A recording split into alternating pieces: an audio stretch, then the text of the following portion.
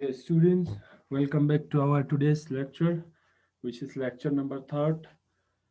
And today's topic is emergency procedure and first step in laboratories. So let's first discuss what is emergency procedure. What kind of emergency procedures we can use in the laboratory if there is any mishappening can take place. तो जब emergency procedure हम पढ़ेंगे सबसे पहले तो हमें ये जानना चाहिए कि इमरजेंसी क्या चीज़ है। ठीक है, तो अगर हम इमरजेंसी को डिफाइन करें तो हम ऐसे कुछ डिफाइन कर सकते हैं। This emergency An emergency is a situation demanding immediate action in order to avoid harmful result. So अगर कुछ भी लाइफ्स में मिस हैपनिंग हो जाते हैं तो इमरजेंसी क्या है, एक ऐसा सिचुएशन है जहाँ पे आपको इमीडिएट एक्शन चाहिए, इमीडिएट वहाँ पे कुछ एक्शंस प्रोसीजर एक्शंस में आ जाए ताकि कुछ भी मिस हैपनिंग को बड़ा कुछ हार्मफुल रिजल्ट से हम अवॉइड कर सके, बचा सके। और we can say an unforeseen combination of circumstances or the resulting state that call for immediate action. So कुछ भी अगर अनवांटेड चीजें लैब में हो जाते हैं आप काम करते वक्त, तो उसके लिए इमीडिएट आप क्या एक्शन लेंगे ताकि उसका इफेक्ट जो है वो ज्यादा ना हो सके। So while working in any laboratory, everyone working in laboratory should familiarize yourself with the action that needed to be taken in case of an emergency in a laboratory or if a person is affected. So कुछ चीज़ों को आपको lab में काम करते वक्त ध्यान में सबको रखना चाहिए। एसओपीज के अकॉर्डिंग स्टैंडर्ड एसओपीज होंगे ऑपरेटिंग प्रोसीजर्स लैब में, जिससे आप मिनिमम इफेक्ट जो कुछ भी इंसिडेंट हो जाते हैं तो उसको मिनिमम इफेक्ट पे इसको ख़त्म कर सके। सो मेनली हम इमरजेंसीज की बात करते हैं लैब में, कौन कौन से इमरजेंसीज हो सकते हैं, तो इसके अकॉर्डिंग बाद में हम एक एक को डिटेल्स में डिस्कस करेंगे। तो सबसे पहले जो इमरजेंसी लैब में हो सकता है वो आपका मेडिकल इमरजेंसीज हो सकते हैं। देन यूर फायर इमरजेंसीज, अगर कुछ फायर वायर लग जाते हैं। Then your chemical spill emergencies, अगर कोई केमिकल गिर जाते हैं। Then your biological spill emergencies, अगर कुछ भी केमिकल्स आपका गिर सकता है या बायोलॉजिकल स्पेसिमेन गिर सकते हैं। Then your radioactive spills emergency, then clothing on fire, then radioactive spills on body, yeah, chemical spills on body, then biological spills on body, then hazardous materials splashed in eyes, and finally some minor cuts or puncture happening with the body. So these are few of the emergencies which can be happen in any laboratory. So इसके लिए क्या क्या standard procedures है ताकि आप इनकी effect को minimise कर सके, उसको हम आज डिटेल्स में देखेंगे। So the first is medical emergency. अब मेडिकल इमरजेंसी क्या क्या हो सकता है वो देखेंगे। हमने इसको टू कैटेगराइज में रखा गया है, एक आपका जो मेजर इमरजेंसीज होते हैं और दूसरा your minor emergencies. So the major अगर मेडिकल इमरजेंसीज होंगे तो आपको उसको कैसे हैंडल करेंगे वो हम देखेंगे। So the first point will be remain काम। आपको एकदम से शांत रखना चाहिए। अगर कुछ भी होता है तो ज्यादा वहां पे शोर वोर नहीं करेंगे, क्योंकि उससे आपकी पेशेंट्स को या जो जिसके अंडर भी कुछ इमरजेंसीज आए हैं तो वो ज्यादा बढ़ सकता है। Then initiate life saving measures if required. अगर आपकी जो इमरजेंसी वो कुछ ज़्यादा क्रिटिकल है तो वहाँ पे लाइफ सेविंग इनिशिएटिव्स आपको लेना चाहिए। Then do not move person unless there is dangers of further harm. अगर उसको कुछ फर्दर ज़्यादा हार्म नहीं हो सकते हैं तभी आप उस पर्सन को मूव करेंगे, अदरवाइज उसको उसी पोजिशन पे आप फर्स्ट इमरजेंसी या फर्स्ट एड लगाने की कोशिश करेंगे। Then keep person warm. कोशिश करें कि जो पेशेंट है उसको आप वार्म रखें। Call for emergency response, then आप इमरजेंसी रिस्पॉन्स या मेडिकल टीम्स को आप कॉल करेंगे। माइनर में क्या हो सकता है, इनिशिएट फर्स्ट एड। फर्स्ट आप उसको लगाने की कोशिश करेंगे एंड रिपोर्ट इंसिडेंट्स। आप फाइनली इंसिडेंट्स को रिपोर्ट करेंगे अपने सुपरवाइजर या अपने लेबोरेटरी इंचार्ज को। This is some of the medical emergencies. Then next emergencies will be our fire emergencies. अगर कुछ फायर लग जाते हैं लैब्स में काम करते वक्त तो आप क्या करेंगे। So some of the measures allowed or alert people in area to vacate. First आप काम करेंगे कि उस एरिया के अंदर कोई भी अगर काम कर रहे होंगे तो उसको इवाक्यूएट करें, उस बिल्डिंग से या लैब से बाहर निकालें। Next, activate nearest fire alarm और कॉल सिक्योरिटी नंबर।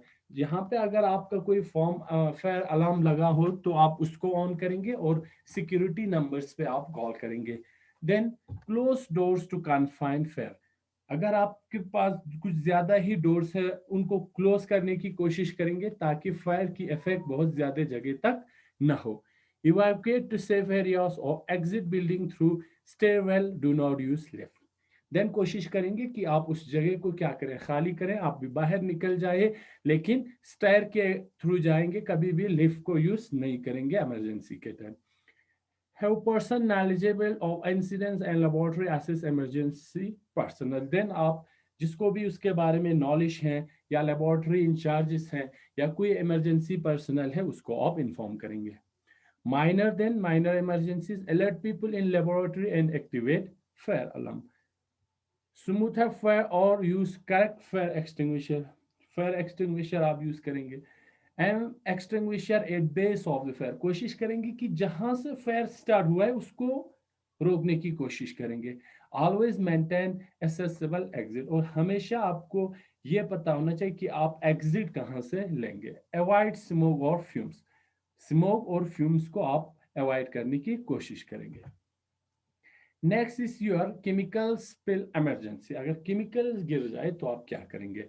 मेजर में क्या हो सकता है, अटेंड टू इंजर्ड और contaminated person and remove them from exposure. कोशिश करेंगे सबसे पहले आप उस पर्सन को अटेंड करेंगे कि जिसका जो जिसमें कोई कंटामिनेशन हुआ हो, या उसको एक्सपोजर से, केमिकल एक्सपोजर से उसको बाहर निकालने की कोशिश करेंगे।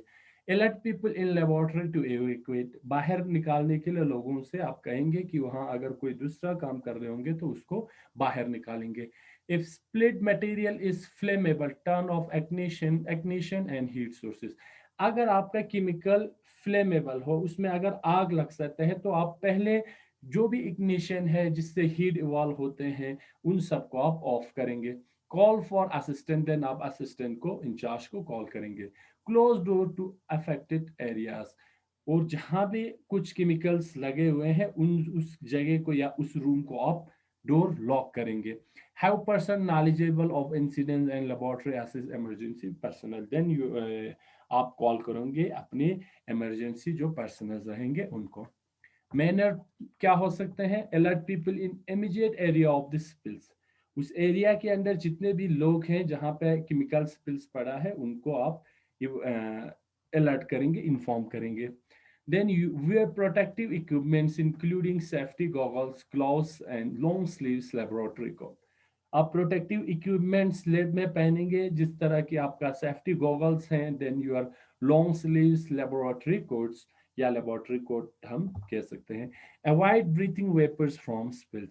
जहां पे भी केमिकल का स्पिल्स है उससे जो वेपर्स बाहर निकल रहे हैं उनको ब्रीथ करने से आप अवॉइड करेंगे। Confine spill to small areas. कोशिश करेंगे कि जो केमिकल का स्पिल्स गिरा है उसको छोटे से एरिया में ही वो रहे, ज्यादा वो सेपरेट ना हो। Use appropriate kit to neutralize and absorb inorganic acid or base। Inorganic acid अगर बेस का स्पिल्स गिरे तो कोशिश करेंगे कि पहले उनको हम न्यूट्रलाइज करें ताकि एसिड या बेस का इफेक्ट ज्यादा ना हो। Collect residue, place in container and dispose this chemical waste. Then finally आप उन रेसिड्यूज को, वेस्टेज को कलेक्ट करेंगे, किसी कंटेनर में रखेंगे और फाइनली केमिकल वेस्ट के साथ उसको डिस्पोज करेंगे। बाहर ऐसे ही किसी भी जगह पे नहीं फेंकेंगे। For other chemicals, use appropriate kit or absorb spills with vermiculite, dry sand, and your diatomaceous earth। Collect residue, place in container and dispose as chemical। अगर आपका एसिड बेस के अलावा कोई दूसरा अगर केमिकल्स हो तो उनको हैंडल करने के लिए अप्रोप्रिएट किट की इस्तेमाल करेंगे।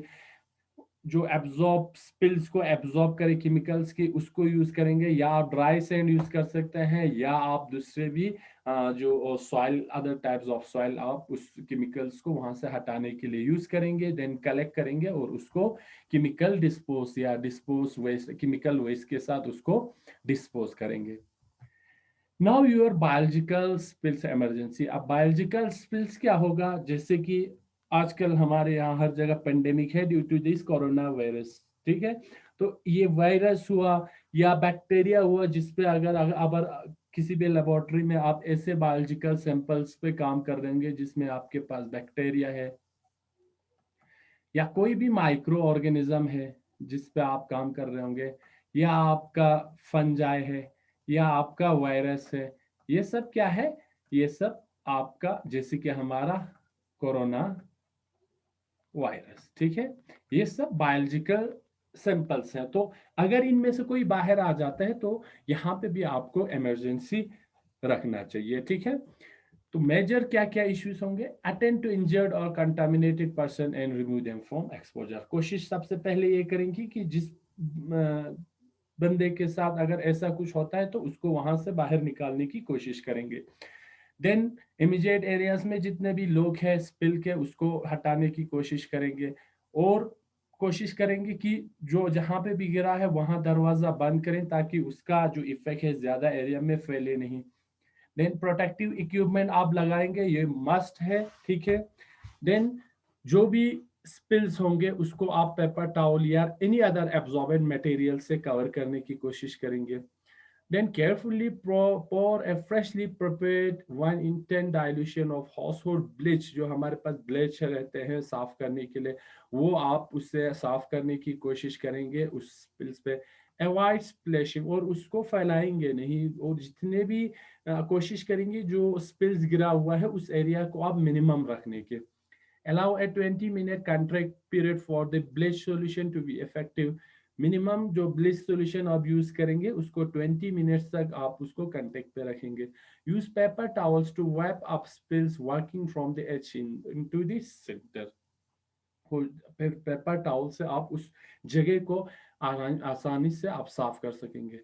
Clean spill area with fresh towel, soak it in disinfectant. Then आप कोशिश करेंगे डिसइंफेक्टेंट लगाए वहां पे ताकि अगर बैक्टीरिया हो कुछ भी माइक्रो ऑर्गेनिजम्स हो वो फैलाए नहीं और वो वहां पे ही किल हो जाए।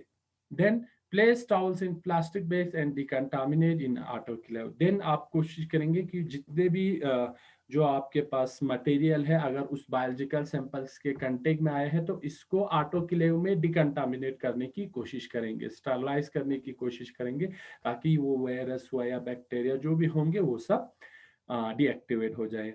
Have person knowledgeable of the incident and laboratory assistant emerging personnel। Then जो भी आपका एक्सपर्ट वहां पे प्रेजेंट होंगे आप उनको इन्फॉर्म करेंगे। माइनर्स में आपको डिस्पोजल ग्लव्स आप यूज करेंगे, ठीक है। देन पेपर्स को या टॉवल्स को डिसइंफेक्टेंट में सॉक करके उस एरिया पे जहां पे स्पिल गिरा है उस पे उसको रखेंगे ताकि वो उस बायोलॉजिकल सैंपल्स को डीएक्टिवेट करे। देन उस टॉवल को आप डिस्पोजल बैग में रखेंगे, देन स्टरलाइज करेंगे ऑटोक्लेव के में लगा के फिर उसको बाहर डिस्पोज करेंगे। Then clean area with fresh towel, soak it in disinfectant. कोशिश करेंगे कि मैक्सिमम डिसइंफेक्टेंट की यूज करें ताकि कोई भी माइक्रो ऑर्गेनिज्म हो वो सब डीएक्टिवेट हो जाए। Then radioactive spills and emergency, ठीक है। रेडियो एक्टिव कोई भी अगर मटेरियल गिर जाते हैं तो आप क्या करेंगे, सबसे पहले तो आप उस कंटामिनेट पर्सन को अटेंड करेंगे और उसको फर्दर एक्सपोजर से आप बाहर निकालेंगे। Have potentially contaminated persons stay in one area until they have been monitored and shown to be free of contamination। अगर किसी को कुछ ज्यादा ही एक्सपोजर हुआ है तो उसको एक ही जगह पे रखेंगे, ज्यादा उसको इधर उधर नहीं ले जाएंगे क्योंकि उससे और भी ज्यादा सेपरेट हो सकते हैं जब तक उसको मॉनिटर करके ताकि वो फ्री ऑफ कंटामिनेशन नहीं होंगे उसको ज्यादा आप छेड़ेंगे नहीं। देन आपकी स्कूल में जहाँ पे भी रेडियो सेफ्टी ऑफिसर होंगे आप उसको या इंचार्ज को आप कॉल करेंगे। क्लोज करेंगे डोर्स को और वहां पे एंट्रेंस बिल्कुल बंद करेंगे, कोई भी वहां पे आए या जाए नहीं। देन आप किसी भी नॉलेजेबल पर्सन या लेबोरेटरी असिस्टेंट्स या इमरजेंसी पर्सनल को आप इन्फॉर्म करेंगे। माइनर में सबसे पहले आप उस जगह पे जितने भी लोग काम कर रहे हैं उनको इन्फॉर्म करेंगे, सेफ्टी ऑफिसर्स को इन्फॉर्म करेंगे। कोशिश करेंगे कि प्रोटेक्टिव इक्विपमेंट्स जैसे कि गॉगल्स हुआ, ग्लव्स हुआ, शू हुआ या लैब कोट हुआ, इनको प्रॉपर आप पहनेंगे। देन एड्सॉर्बेंट पेपर या टाउल या लिक्विड आप यूज करेंगे, ठीक है।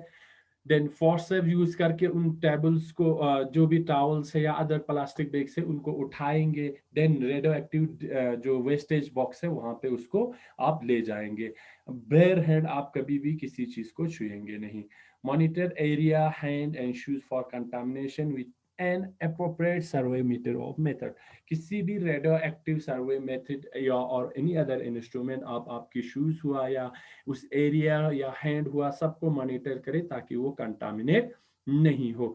आप फिर उसको रिपीटेबल उसको रिपीट करते हुए उसको इस एरिया को आप साफ करेंगे ताकि वहां पे ज्यादा तक कंटामिनेशन ज्यादा न रहे या completely free of that radio active spills हो जाए। देन क्लॉथिंग ऑन फायर, अगर किसी जगह आपकी क्लॉथ्स में फायर लग जाए, ये भी पॉसिबल है, तो आप क्या करेंगे? Roll persons around on the floor to smooth flame. Flame को बंद करने के लिए किसी भी उस पर्सन को आप रोल करेंगे फ्लोर पे। और drench with water if safety shower is immediately available. अगर आपके पास में ही सेफ्टी शावर है तो वाटर से उस फायर को आप बंद करने की कोशिश करेंगे। obtain medical attention if necessary, then medical attention medical जो पर्सन होंगे उनको आप इन्फॉर्म करेंगे। Report incidents to supervisor, then supervisor और लेबोरेटरी इंचार्ज को आप उस इंसिडेंट के बारे में आप इन्फॉर्म करेंगे। Then chemical spills on the body, अगर बॉडी पे आपकी कोई केमिकल गिर जाए तो क्या करेंगे? Flat exposed area with running water, कोशिश करेंगे कि पहले उस एरिया को वाटर से आप क्या करें, बिल्कुल क्लीन करें फॉर एटलीस्ट 5 मिनट तक उस पर ठंडा पानी से साफ करें। इसके बाद कोई भी अगर आपके क्लॉथ्स पे कोई कंटामिनेशन हुआ है तो आप उसको हटाने की कोशिश करेंगे। Then make sure chemical has not accumulated in the shoes, आपके शूज पे केमिकल एक्यूमुलेट नहीं हुआ होंगे, उसको आप चेकअप करेंगे। देन मेडिकल पर्सन्स को आप बुलाएंगे और अपने सुपरवाइजर्स और लेबोरेटरी इंचार्ज को इन्फॉर्म करेंगे। तो अगर आपकी रेडियो एक्टिव स्पिल्स बॉडी पे गिर जाए, ठीक है, कोशिश करेंगे कंटामिनेट्स जो क्लॉथ है उनको निकालें। देन वाटर से आप क्लियरली साफ करें। देन एनी मेडिकल बॉडीज को आप इन्फॉर्म करें एंड अपने जो रेडिएशन सेफ्टी इंचार्ज होंगे उसको आप इन्फॉर्म करेंगे। तो बायोलॉजिकल सैंपल अगर गिर जाए तो क्लॉथ्स को निकालेंगे, देन सोप और वाटर से क्लीन करेंगे and then finally you can report to your supervisors or laboratory incharge. Any other hazardous materials, अगर splash it in आई, आई पे कोई hazardous मटेरियल गिर जाए तो क्या करेंगे? कंटिन्यूअसली लगभग 15 मिनट तक आप उसको धोएंगे वाटर से, ठीक है। देन फॉर आई को कोशिश करेंगे हाथ से ओपन करें और उसको भी अच्छे से आप धो लेंगे ताकि आई लिड पे कोई ऐसा कंटामिनेशन नहीं रहेंगे। Then you can consult with your supervisor or the laboratory in charge for further action. Then minor cut and puncture wounds, कोई भी अगर आपकी लेब में माइनर कट लग जाए तो आप क्या करेंगे? देन सबसे पहले उस इंजर्ड एरिया को सोप और वाटर से मल्टीपल टाइम्स आप धोएंगे। Then you can contact to the medical person और your supervisor for further action. तो ये सब था कि आप लेबोरेटरी इमरजेंसी प्रोसीजर्स क्या क्या करेंगे उसी टाइम पे जब कोई आपके लैब में अनवांटेड इंसिडेंट्स हो जाते हैं। Now come to first aid. Then आप मिनिमम जो उस इफेक्ट को मिनिमाइज करने के लिए हर लेबोरेटरीज में कुछ एसओपीज होते हैं और कुछ फर्स्ट एड केमिकल्स या मेडिसिन या कुछ सामान आप रखे होते हैं, उनको आप कैसे यूज करेंगे। So, a laboratory possesses potential hazard due to the presence of dangerous chemicals, corrosive liquids, poisonous chemicals and toxic।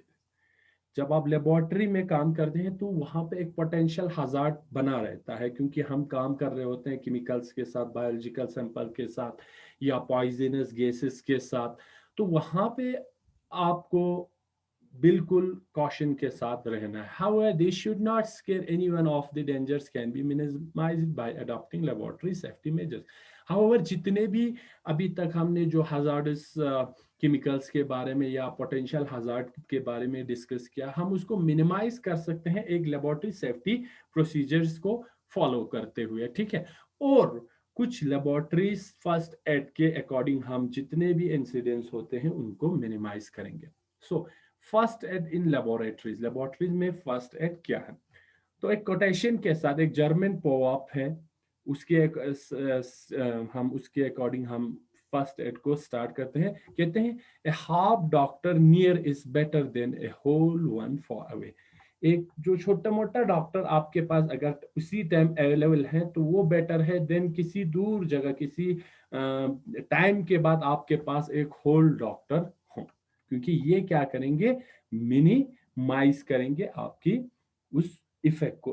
तो यही करता है आपका फर्स्ट इफेक्ट। फर्स्ट इफेक्ट क्या करते हैं, आप उस इंजरी को या उस इंजरी के जो कंसर्न जो उसके असर होंगे उसको मिनिमाइज जो करते हैं हम उसको फर्स्ट एड कहते हैं।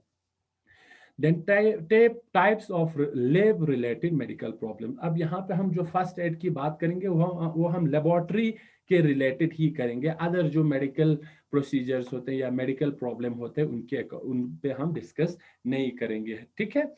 we will focus on lab related emergencies and avoid other discussion जैसे कि डायबिटिक, ये सब मेडिकल इमरजेंसीज है, उसके बारे में फिलहाल हम डिस्कस नहीं करेंगे।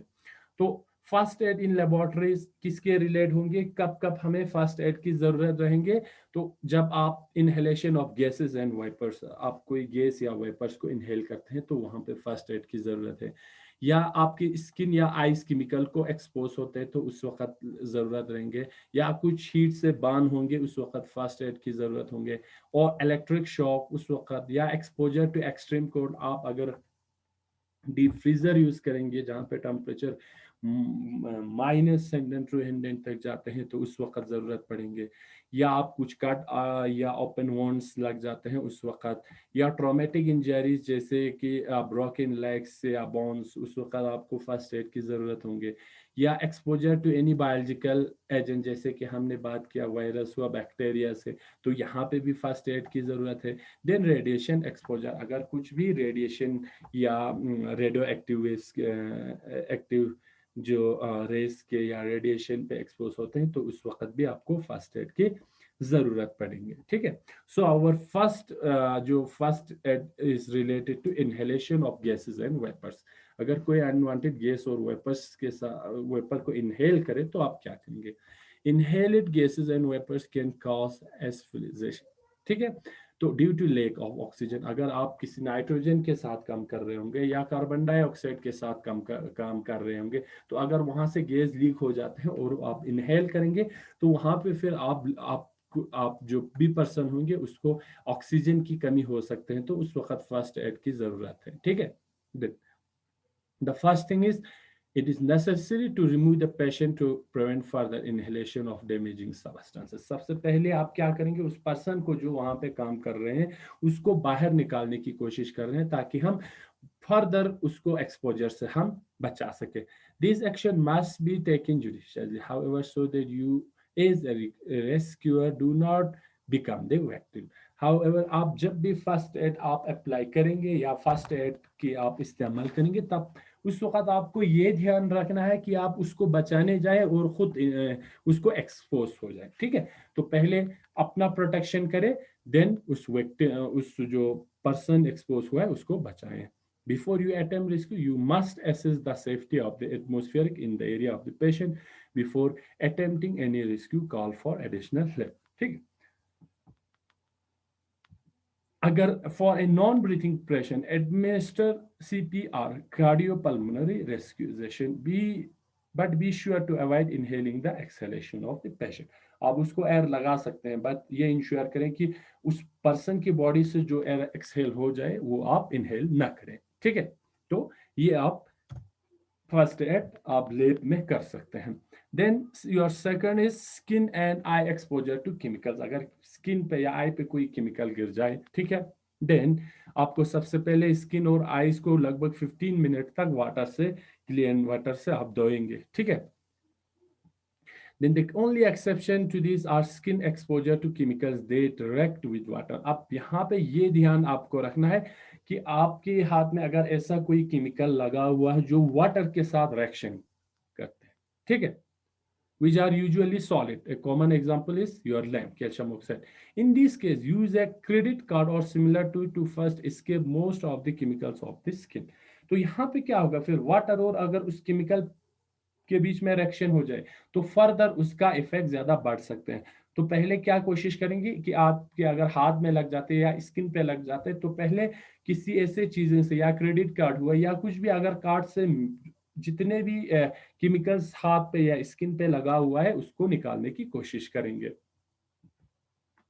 देन अगर आई पे कोई एक्सपोजर है तो आप इमीडिएटली उसको ट्रांसपोर्ट करेंगे किसी फिजिशियन या आई स्पेशलिस्ट के पास और वहां पे उसकी ट्रीटमेंट स्टार्ट करेंगे। ठीक है, तो ये है केमिकल एक्सपोजर या फर्स्ट एड कैसे लगाएंगे। Then third is your burns, अगर कोई बर्न लगता है, ठीक है, रेडिएशन के साथ या कोई इलेक्ट्रिक शॉक लगेंगे, ठीक है, तो ये सब उसकी वजह से अगर बर्न लगते हैं, ठीक है, तो अगर कोई सिंपल बात है, ठीक, उसको हम देखेंगे बान का कुछ डिग्री है। फॉर एग्जांपल अगर सिंपल है तो फर्स्ट डिग्री है, second degree and third degree, ठीक है। अगर आपकी सिर्फ आउटर लेयर पे स्किन का आउटर लेयर डैमेज हुआ है, ठीक है, तो ये फर्स्ट डिग्री थर्ड डिग्री तक आपकी स्किन की जो आउटर लेयर डैमेज हो सकते हैं। देन फर्दर अगर सेकंड लेयर डैमेज है, ठीक है, नो देन फर्स्ट डिग्री या second degree and third degree, ठीक। Then tissue below second layer, first degree नहीं है, ये थर्ड डिग्री है, यहाँ पे और भी आपको जल्दी फर्स्ट एड या फर्दर मेडिकल पर्सन के साथ कांटेक्ट करना जरूरी है। Colour of the burn red अगर फर्स्ट डिग्री है, डार्क रेड और with blister then second degree, third degree charred black जहाँ पे पूरा आपका टिश्यू क्या हो गया होगा, जल गया होगा, ठीक है। पेन लेवल फर्स्ट डिग्री है तो बहुत कम पेन, सेकंड है तो हाई पेन, और अगर थर्ड डिग्री पे होता है तो यहाँ पे बहुत ज्यादा पेन होंगे, ठीक है, और कभी कभी एब्सेंट भी होंगे। देन तब क्योंकि वहां पे आपके जितने भी नर्व्स है या वेसल्स है वो सब डैमेज हो चुके होंगे। Present of bluster first degree में नहीं होंगे, सेकंड और थर्ड में, सेकंड में हो सकता है, थर्ड में हो भी सकता है, नहीं भी हो सकता है। अगर आपका बर्न का रेट बहुत ज्यादा है तो वहां पे आपकी पूरा टिश्यू डैमेज हो हो चुका होता है, तो वहां पे आप फर्स्ट एड की जरूरत पड़ेंगे। Then fourth is electric shock, अगर इलेक्ट्रिक शॉक लगे, पहले तो आप ये एब्सोल्युटली श्योर करें कि जो इलेक्ट्रिसिटी है जिसकी वजह से उस पर्सन को शॉक लगा है उसको ऑफ करें, ठीक है, ताकि जो बाकी जो पर्सन उनकी कांटेक्ट में आए उसको कोई शॉक की कोई चांसेस नहीं रहे, ठीक है। क्योंकि अगर किसी पर्सन को अगर शॉक लगा हुआ है और आप उस स्विच को या उस इलेक्ट्रिक करंट को बंद नहीं करेंगे और आप भी अगर उसके साथ अगर टच में आएंगे तो आपको भी शॉक लग सकते हैं। तो यहाँ पे पहले ये इंश्योर करें कि फ्लो ऑफ द इलेक्ट्रिसिटी को आप क्या करें, स्टॉप कर सकते। देन पेशेंट की ब्रीथिंग और हार्ट बीट को आप एनालाइज करेंगे और देन फाइनली आप इमरजेंसी नंबर्स पे इंफॉर्म करेंगे। Then exposure to cold, extreme cold, अगर एक्सट्रीम कोल्ड के साथ अगर एक्सपोजर हुआ है तो आप क्या करेंगे, जैसे कि लिक्विड नाइट्रोजन है या ड्राई आइस हम यूज करते हैं लैब में, इसकी वजह से हमें बार्न हो सकता है, ठीक है।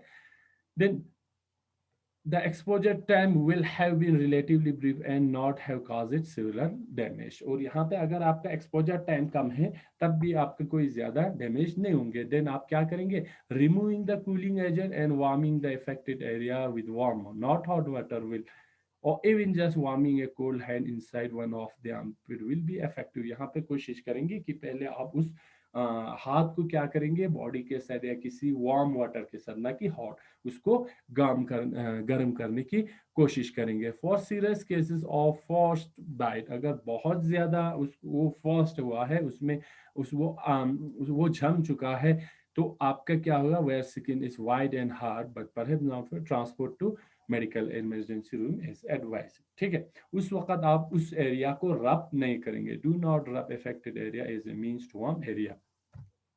Then your cuts and wound, अगर कट लगा है या वॉन्ड लगा है तो आप क्या करेंगे, आप उस कट की साइज आपको बता देगा कि आप कैसे इमरजेंसी प्रोसीजर या फर्स्ट एड को इस्तेमाल करेंगे। अगर ए स्मॉल कट आप इजीली ड्रेसिंग कर सकते हैं या आप क्लीन कर सकते हैं। However, a large one with significant bleeding presents a considerable risk। अगर size of the cut is large and there is very much bleeding occurs तो उस वक्त क्या करेंगे, उसको आप ब्लीडिंग को आप पहले स्टॉप करने की कोशिश करेंगे।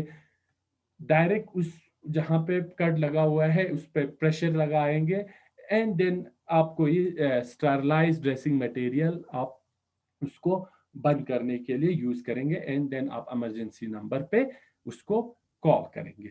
ठीक है।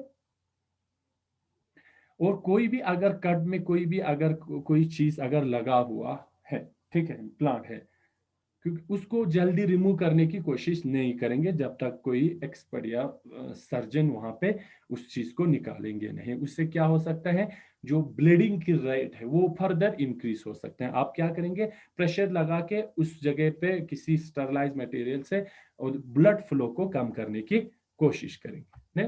देन योर ट्रामेटिक इंजरीज, अगर कोई ट्रामेटिक इंजरीज हो जाता है, कोई बोन या ब्रेक हो जाते हैं, तो इमीडिएटली आप क्या करेंगे, किसी मेडिकल एक्सपर्ट को वहां पे बुलाएंगे।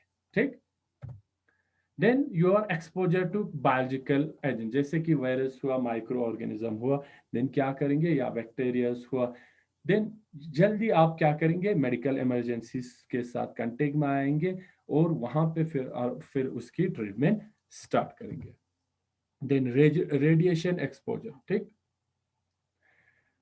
एज विद बायोलॉजिकल, जैसे कि first aid biological simple exposure में भी बहुत कम हमारे पास फर्स्ट एड अवेलेबल रहते हैं, उसी तरह आपका रेडिएशन एक्सपोजर में भी हमारे पास जो फर्स्ट एड जो हम लगा सकते हैं वो भी बहुत कम होते हैं। जैसे कि अगर आप एक बार अल्फा बीटा गामा या रेडिएशन के साथ एक बार एक्सपोज हो जाएंगे तो हो जाएंगे, आप उसके बाद आप उसको कुछ नहीं कर सकते हैं। तो कोशिश करेंगे कि ऐसी चीजों के साथ आप कांटेक्ट में ना आए, और अगर आए तो इमिजिएटली एक्सपर्ट के साथ आप कांटेक्ट करें। ठीक है। उसके बाद भी कोई अदर जनरल इमरजेंसीज होते हैं लैब में, हर लैब में अपना स्टैंडर्ड ऑपरेटिंग प्रोसीजर्स रहते हैं, उसको आप लैब में काम करते वक्त फॉलो करते हैं। ठीक है। तो finally this are the first aid available in laboratories, या इनहेलेशन ऑफ गैसेस के लिए, स्किन आई एक्सपोजर के लिए, बर्न्स के लिए, इलेक्ट्रिक शॉक्स के लिए, exposure to cold, then cuts, traumatic exposure to biological and